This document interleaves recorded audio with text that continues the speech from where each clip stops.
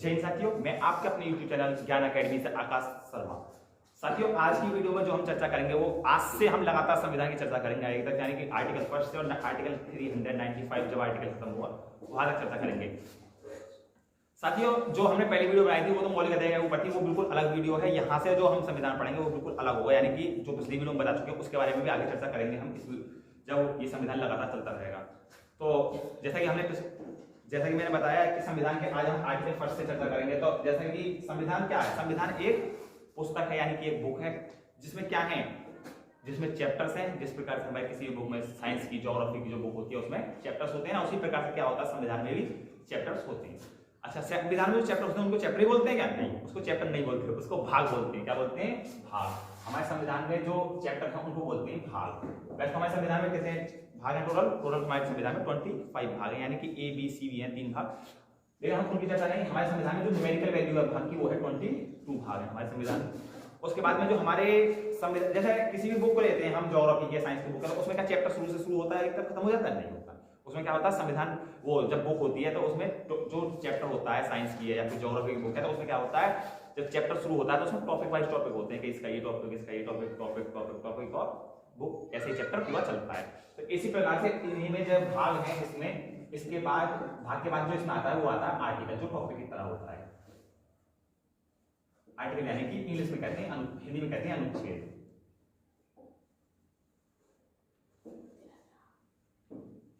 जो हमारे संविधान में अनुच्छेद है, जैसे मैंने अभी बताया, फर्स्ट अनुच्छेद 395 अनुच्छेद तक पढ़ेंगे, तो इसमें भी कितने अनुच्छेद होते हैं? 395 अनुच्छेद होते हैं। इसके जो राइटिंग का काम किया था, हमारे जब एक समिति बैठी थी, किसकी समिति? संविधान को बनाने के लिए समिति बैठी थी, उसमें जो लेखक का काम किया, राइटिंग का काम किया, जो लिखा संविधान उन्होंने किया डॉक्टर भीमराव अंबेडकर। ये तो डॉक्टर भीमराव अंबेडकर। तो ये संविधान की ये तो बेसिक नॉलेज होगी कि आर्टिकल हमारे भाग जो 22 भाग हैं और आर्टिकल हमारे 395 है और हमारे जो लेखक है वो डॉक्टर भीमराव अंबेडकर है।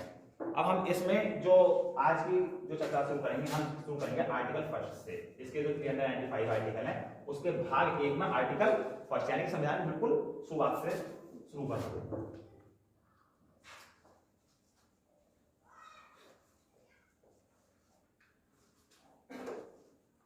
जो हमारा भाग 1 है, भाग 1 है संघ एवं राज्य क्षेत्र।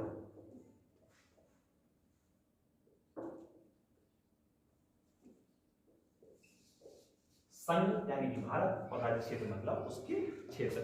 जो हमारा भारत था, अखंड भारत था, वो कहां शुरू होता था? अफगानिस्तान से और बर्मा तक जाता था। जो आज म्यांमार है उसको पहले नाम बर्मा के नाम से जाना जाता था। जो हमारा आर्टिकल फर्स्ट है उसमें क्या कहा गया है? आर्टिकल फर्स्ट यानी कि अनुच्छेद फर्स्ट में क्या कहा गया है? अनुच्छेद फर्स्ट में कहा गया है कि जो भारत है वो राज्यों, यानी भारत एक संघ है। भारत एक संघ। संघ का मतलब क्या है? यहां पर संघ का मतलब, संघ जो हिंदी शब्द है वो 2 इंग्लिश शब्दों को व्याख्या करता है, यानी कि संघ हम फेडरल को भी कहते हैं हिंदी में और संघ यूनियन को भी कहते हैं, लेकिन भारत को जो कहा गया है वो यूनियन कहा गया है। क्या कहा गया है? यूनियन कहा गया हमारे भारत।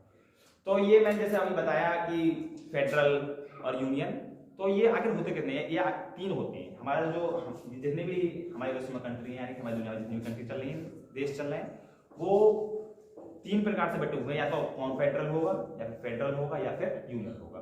तो हम तीनों की चर्चा करते हैं यहाँ पर। एक फर्स्ट नंबर है कोफेडरल,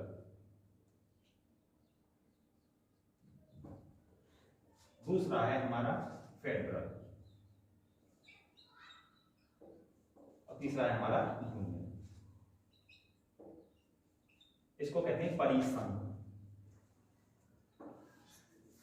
इसको कहते हैं संघ और इसको कहते हैं संघ। यानी कि संघ के 2 मीनिंग हो गए, फेडरल और यूनियन।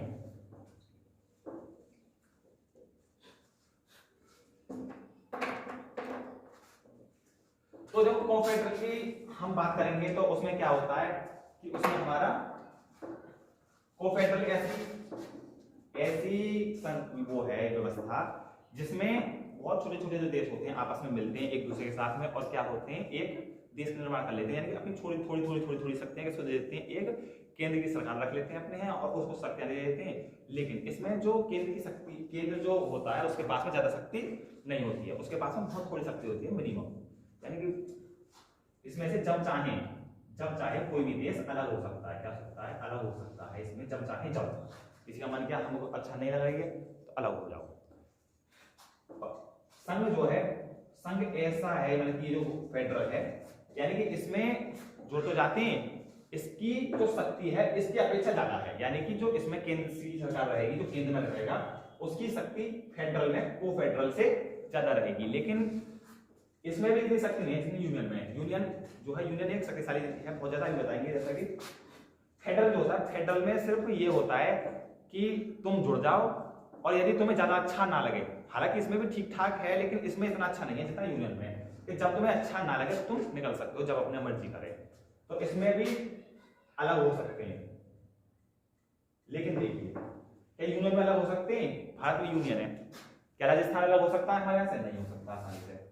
यानी कि जो यूनियन है, यूनियन इन तीनों में शक्तिशाली कौन है? सबसे ज्यादा यूनियन है हमारे यहाँ। हमारे यहाँ सबसे ज्यादा शक्तिशाली यूनियन होगा, और सबसे कमजोर, यानी कि दुनिया में सबसे कमजोर क्या है? को फेडरल। जब चाहे जब बाहर हो जाओ, कोई भी जिसका मन किया वो बाहर चला गया। तो परिसंघ जो है सबसे कमजोर है, यानी परिसंघ एक ऐसी ईंट की दीवार है जो सिर्फ ईंटों को रख देने से बनी है। जैसे कि हमने ईंटों को लिया, ईंटों को एक के ऊपर एक रख दिया, तो परिसंघ ऐसी है जिस जब चाहो उसमें से कोई भी ईंट निकाल सकते हो। लेकिन फेडरल कैसी है? फेडरल एक ऐसी ईंट की दीवार है जिसमें कोई आसानी से अलग नहीं हो सकता। हो जाता है हालांकि इसमें भी, लेकिन इससे थोड़ा मेहनत करनी पड़ती है। यानी कि एक ऐसी ईंट की दीवार है जिसमें ईंट तो रखी गई है, लेकिन उनके बीच में सीमेंट भी रखा गया, यानी कि चिपकाई तो गई है अच्छे से। यूनियन जो है, यूनियन कैसी एक दीवार, देखो हम जब दीवार की बात कर रहे हैं तो यूनियन एक ऐसी दीवार है जिसमें ईंट के ऊपर ईंट रखी गई है सीमेंट के साथ में, और ऊपर से प्लास्टर कर दिया गया है, यानी कि सबसे ज्यादा मजबूत। इन तीनों में से ज्यादा दीवार ये मजबूत होगी ना, तीसरी वाली यूनियन, यानी कि सबसे मजबूत दीवार है जो ईंटों से बनाई गई है। उसके बाद में यूनियन की हमने बात कर ली, फेडरल की बात कर ली, को फेडरल की बात कर ली। इसमें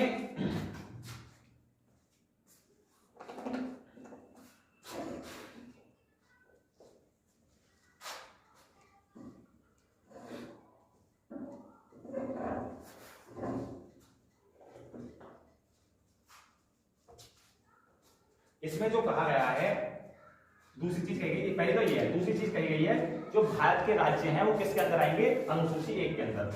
भारत के राज्य अनुसूची 1,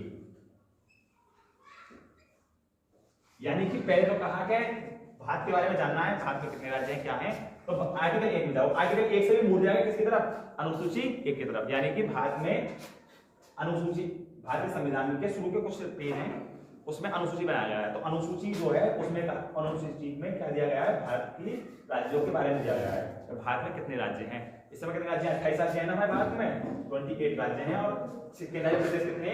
8 राज्य कितने? 28। और हमारे यहाँ केंद्रीय प्रदेश कितने? 8 केंद्रीय प्रदेश हैं। तो आर्टिकल फर्स्ट में यही है, पहला कहता है भारत एक संघ, यानी कि यूनियन है भारत। यदि क्वेश्चन में आता है, क्वेश्चन में क्या आता है कि भारत क्या है, ऑप्शन होगा संघ होगा, यूनियन होगा, फेडरल होगा, को फेडरल होगा।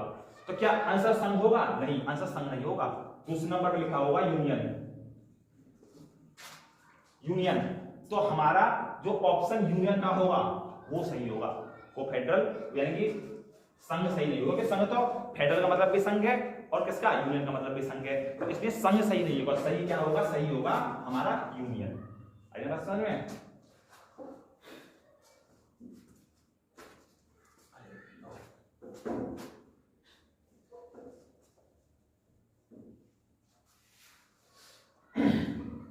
इसके बाद में आर्टिकल सेकंड आता है।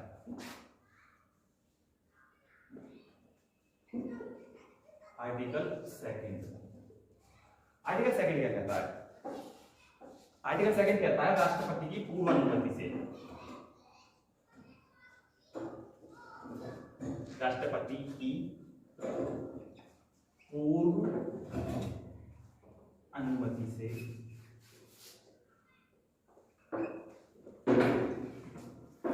किसी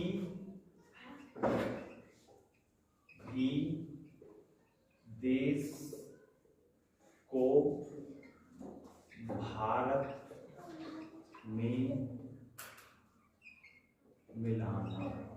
देखो समझो इसकी बात, ये क्या कह रहा है? ये कह रहा है कि राष्ट्रपति की पूर्व अनुमति से किसी भी देश को भारत में मिलाना।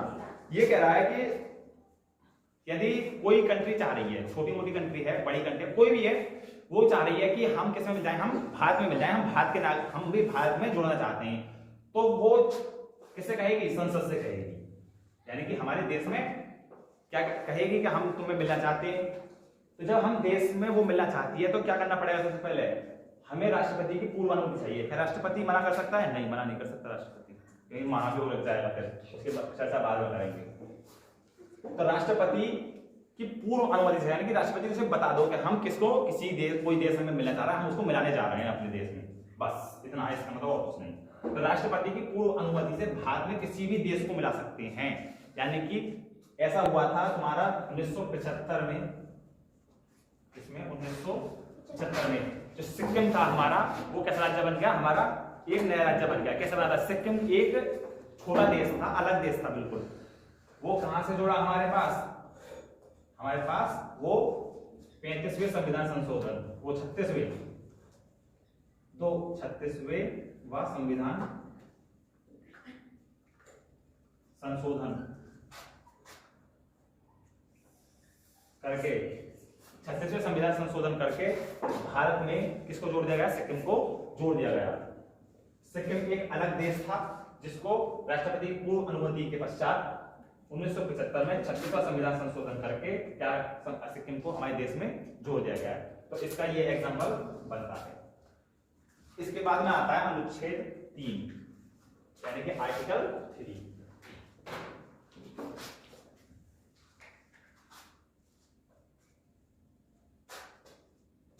आर्टिकल 3 क्या कहता है?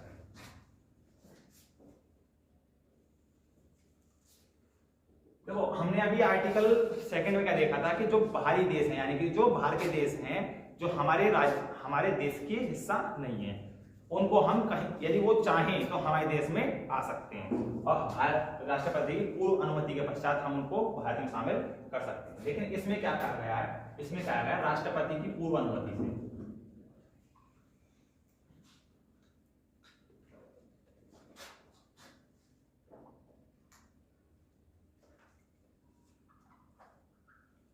राष्ट्रपति की पूर्व अनुमति से भारत के किसी भी राज्य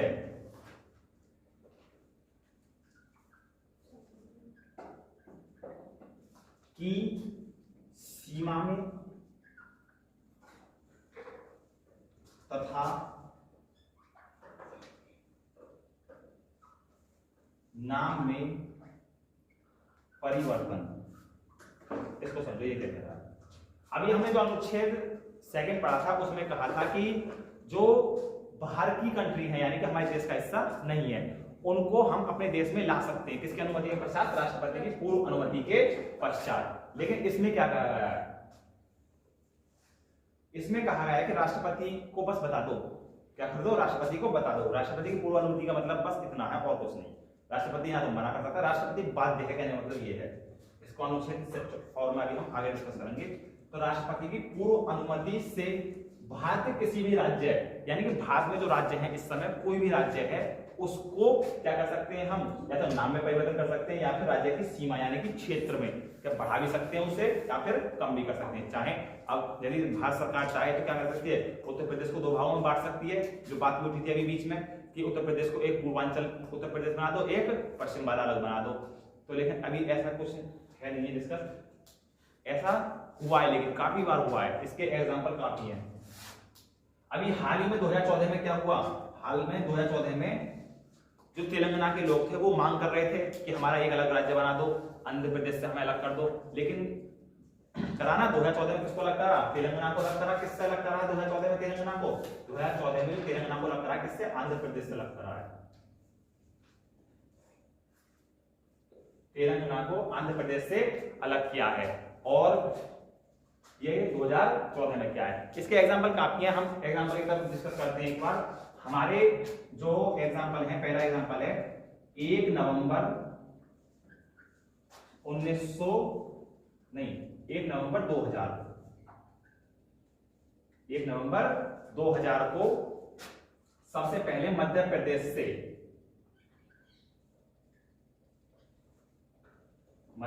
से छत्तीसगढ़ अलग किया। कौन अलग किया? छत्तीसगढ़ अलग किया है हमारा।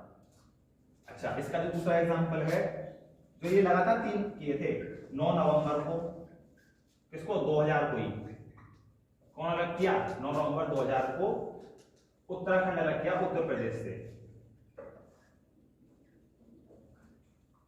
उत्तर प्रदेश से उत्तराखंड। अच्छा, उसके बाद में 15 नवंबर को 2000 में ही क्या अलग किया? बिहार से झारखंड अलग किया।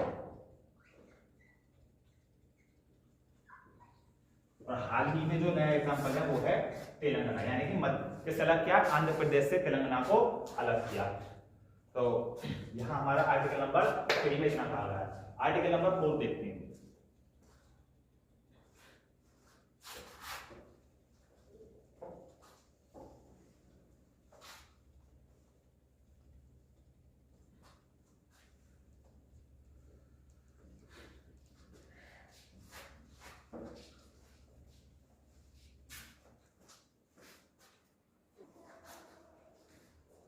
तो आर्टिकल नंबर 3 तक समझ में आ गए।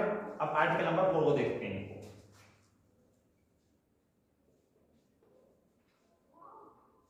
आर्टिकल 4 क्या कहता है? आर्टिकल 4 कहता है कि अनुच्छेद 2 और 3 को, किसको? अनुच्छेद 2 और 3 को, यानी कि आर्टिकल 2 और 3,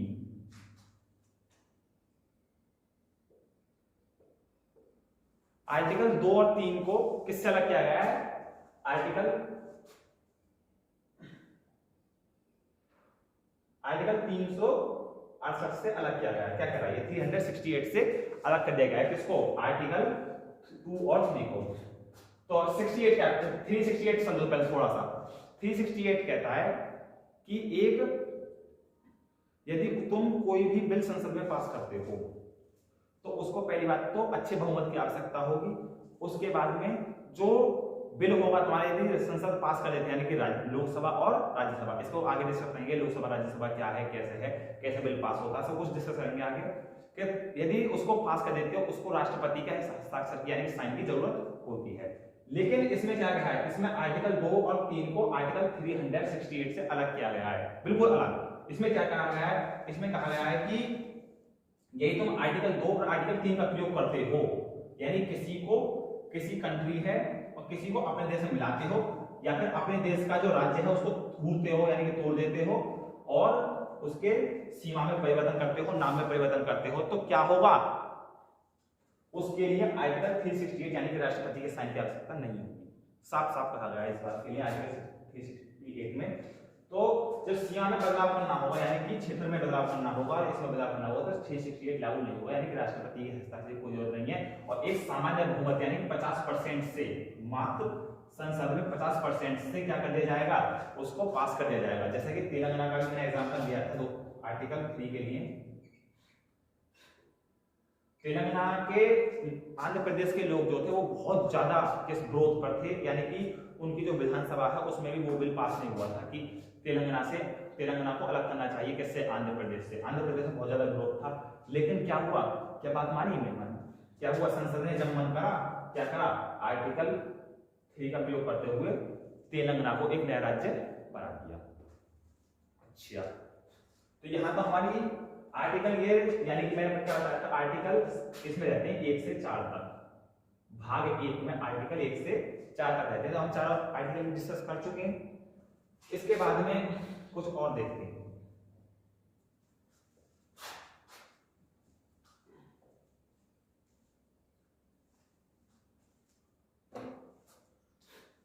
जो हमारा आर्टिकल 1 से जो हम 4 तक की बात करी है, तो हमारा पहले क्या था, भारत अखंड था, अखंड भारत था, यानी कि अफगानिस्तान से और बर्मा तक जाता था। आज का बर्मा का नाम जो म्यांमार है। तो क्या हुआ था पहले जब भारत को अलग किया गया था सबसे पहले, तो जब देश आजाद हुआ था तो उस टाइम सबसे पहली दिक्कत तो ये थी कि भारत को किस प्रकार से राज्यों में बांटा जाए, किस आधार पर बांटा जाए। तो बहुत ज्यादा दिक्कतें आई थी उस टाइम, और लोग मांग कर रहे थे भाषा के आधार की, लोग भाषा के आधार पर देश के राज्यों को बांटने की मांग कर रहे थे। लेकिन सबसे पहली दिक्कत, हमारे जो राज्य थे किसमें बांट दिए गए, राज्य से, ये देखो राज्य हमारे जो बांटे गए, राज्य हमारे बांटे गए 4 भागों में। कितने में? 4 में, ए, बी, सी और डी। जब देश आजाद हुआ था तो ए ग्रुप में कौन रखे गए? ए ग्रुप में वो राज्य रखे गए जहां पर अंग्रेजी शासकों ने शासन किया था। किसने? अंग्रेजी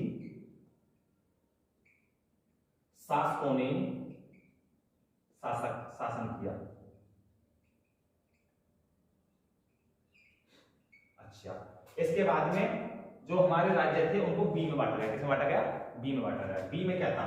बी में वो राज्य थे जहां पर राजा तो भारतीय ही थे, लेकिन किसके अंदर काम करते थे? अंग्रेजी शासकों के अंदर काम करते थे, अंग्रेजों की बात मानते थे। कि राजा कौन थे?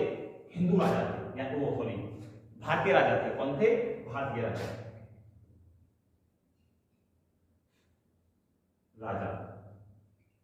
भारतीय राजा थे। अच्छा, अब सी कैटेगरी आई, तो सी में ऐसा कहा गया बस जहां पर बड़े बड़े क्या थे? बड़े बड़े शहर थे और उन पर अंग्रेजी शासकों ने शासन किया। जैसे अजमेर, उनको अलग तरीके से बांटा गया, जहां पर सिर्फ शहरों पर, सिर्फ शहरों पर अंग्रेजों का शासन।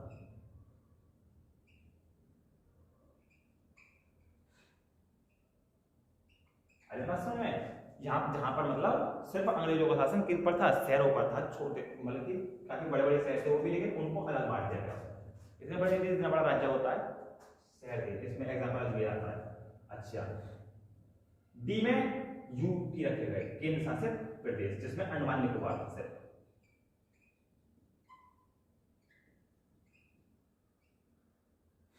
ठीक है ना? तो हमारे जो संविधान लागू होने के बाद, यानी कि देश आजाद होने के बाद जो राज्य बांटे गए हमारे ए, बी, सी और डी में बांटे गए, यानी कि 4 भागों में राज्य हमारे बांटे गए। इसके बाद में देखो, तो जो लोग थे हमारे देश के, भारत के, वो क्या मांग कर रहे थे? वो कहते हैं हमारे जो राज्य है किसका आधार बनने चाहिए? वो बनने चाहिए भाषा के आधार पर। अब देखो, अंग्रेज जब गए थे ना, तो अंग्रेज क्या कहते थे? जिसको मन है अलग देश बनाने का, वो अलग देश बना ले अपना। तो उस समय 3 लड़ाई चल रही थी हमारे देश में, 3 जगह लड़ाई चल रही थी बहुत ज्यादा कि हाँ अपना देश बनाएंगे, हम अपना देश बनाएंगे और हमें उसमें मिला दो, इसमें मिला दो। तो ये काम जवाहरलाल नेहरू ने किसको दिया? ये काम दिया वल्लभ भाई पटेल को। वल्लभ भाई पटेल बहुत अच्छे इंसान थे, तगड़े इंसान। वल्लभ भाई पटेल का कहते हैं लोहे पुरुष कहते हैं। तो सबसे पहले था, देखो जो आज आंध्र प्रदेश और मतलब तेलंगाना जो है ना, उसका जो पहला नाम था वो था हैदराबाद। हैदराबाद पहले एक क्या था? राज्य था पूरा। जो हैदराबाद था, हैदराबाद में लड़ाई चल रही थी किसको लेकर? कि हमारा एक अलग देश बना जाए। अब ये बताओ यार, हैदराबाद बिल्कुल बीच में है, हैदराबाद को कैसे अलग कर दिया जाए? अलग देश बना दिया जाएगा इतना बीच में? नहीं। तो उसके बाद में जो अगला था जूनागढ़। जूनागढ़ में भी बहुत ज्यादा लड़ाई चल रही थी कि हमको किसमें मिला दो, हमें पाकिस्तान मिला दो। ये गुजरात के जो नीचे वाली हुआ ना, 2 लाइन से कहते हैं, जैसे ये यहाँ का जूनागढ़, ये जूनागढ़ था सारा, जैसे ये देश हमारा। तो ये जो था ये जूनागढ़ था। तो पाकिस्तान तो यही खत्म हो जाता है क्योंकि यहाँ समुद्र सारा। तो ये कहते हैं हमें पाकिस्तान मिला दो, यहाँ से मिल जाएगा पाकिस्तान में। अजीब आदमी है। जूनागढ़ के बाद में है जम्मू कश्मीर। कौन सा है? जम्मू कश्मीर। तो जम्मू कश्मीर जो था ना, वो जम्मू कश्मीर का जो राजा था वो तो था हिंदू, लेकिन यहाँ पे जम्मू कश्मीर में जनता कैसी थी? यहाँ थी मुस्लिम जनता। तो ये इसने सोचा कि हम अपना अलग देश बनाएंगे। तो देखो इनको तीनों को हैदर समय भी इंडिया में, तो इनको मिला कैसे कह दो। सरदार वल्लभ भाई पटेल थे वीपी मेनन थे, मतलब कि 3 लोग थे और तीनों लोगों ने मिलकर सबसे पहले हैदराबाद में क्या काम करा। हैदराबाद में सबसे पहले वल्लभ भाई पटेल ने आर्मी को पुलिस की ड्रेस पहनाई और आर्मी को पुलिस की ड्रेस पहनाने के बाद में आर्मी को हैदराबाद के चारों तरफ मिले, जैसे कि हैदराबाद है, हैदराबाद में इधर से भी पुलिस घुसी, इधर से घुसी, इधर से भी पुलिस घुस गई, यानी कि आर्मी थी पुलिस की ड्रेस में। तो इसको मिशन पोलो के नाम से जाना जाता है आज। तो मिशन पोलो में क्या हुआ, इनको किस में मिला दिया गया, भारत में मिला दिया गया, किसके तहत, मिशन पोलो के तहत, थू था के तो हैदराबाद को मिलाया गया मिशन पोलो। अच्छा, अब जूनागढ़ में पहुंचे, बात जूनागढ़ की आई। तो जूनागढ़ में पूछा गया लोगों से कि तुम किस में रहना चाहते हो, पाकिस्तान में या हिंदुस्तान में, यानी कि पाकिस्तान में रहना चाहते हो या फिर इंडिया में रहना चाहते हो। तो यहाँ के लोगों का जो मत आया मैं ज्यादा से ज्यादा, वो मत किसके लिए आया, वो आया भारत के लिए। किसके लिए, मत से, मत भारत की तरफ। लोगों ने ज्यादातर ने क्या कहा, मत हम तो कहाँ जाएंगे, भारत में रहेंगे। मत जो था किसी तरफ था, भारत की तरफ था। अच्छा, तीसरा जो है जम्मू कश्मीर, जम्मू कश्मीर में भी बहुत ज्यादा, जम्मू कश्मीर के राजा ने जब तो एक अपना देश बना लिया, लेकिन बाद में क्या हुआ, जब जम्मू कश्मीर के राजा ने अपना देश बना लिया, उसके बाद में जम्मू कश्मीर में क्या हुआ कि उसको लगने लगा, जब पाकिस्तान की तरफ से, यानी कि समझो पीओके उसकी तरफ से आतंकवादी, सारी पाकिस्तान में आज भी होता रहता है। तो जब पाकिस्तान ने आतंकवादी घुसा दिए, उधर आ गए, तो उसको ये लगने लगा कि भाई ऐसा ना हो भाई गद्दी मिशन जाए, मेरा परिवार भी हमेशा है। तो उसने क्या काम करा, उसने सबसे पहले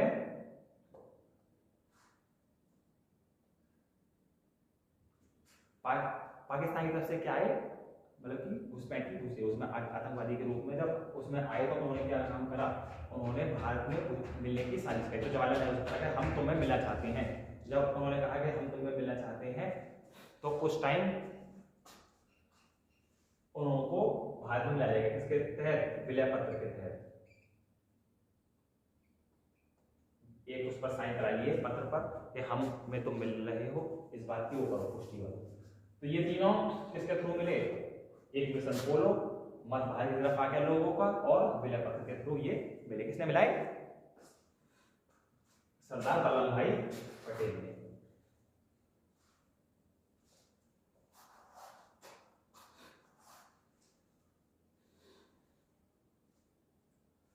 तो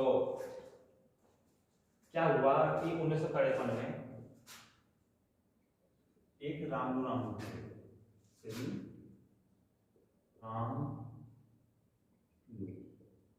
क्या हुआ, ये मांग कर रहे थे भाषा के आधार पर राज्य बनाने की। इन्होंने क्या हुआ कि इन्होंने काम किया, किस पे बैठ गए, भूख हड़ताल पे बैठ गए।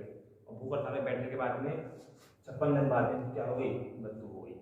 तो उनको लगने लगा, मतलब किसको लगने लगा, लोगों को लगने लगा कि भाई ये तो जवाहरलाल नेहरू उनसे भी बुरे अंग्रेजों से भी, बताओ भूख के कारण आदमी मर गया और इन्होंने सुनाई नहीं करी।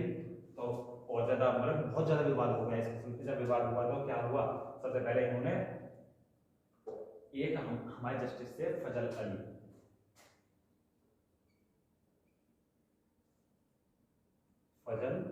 अली थे उस टाइम जस्टिस सुप्रीम कोर्ट। तो फजल अली ने एक, फजल अली के आयोग में 3 लोग थे, 3 सदस्य थे, एक कमेटी बनाई गई और उसने डिस्कशन किया कि भारत को राज्यों में कैसे बांटना चाहिए। तो भारत को उन्होंने राज्यों में बांटा। तो भारत को उस टाइम उन्होंने राज्य में बांटा, तो राज्यों में और केंद्र शासित प्रदेशों में बांटा।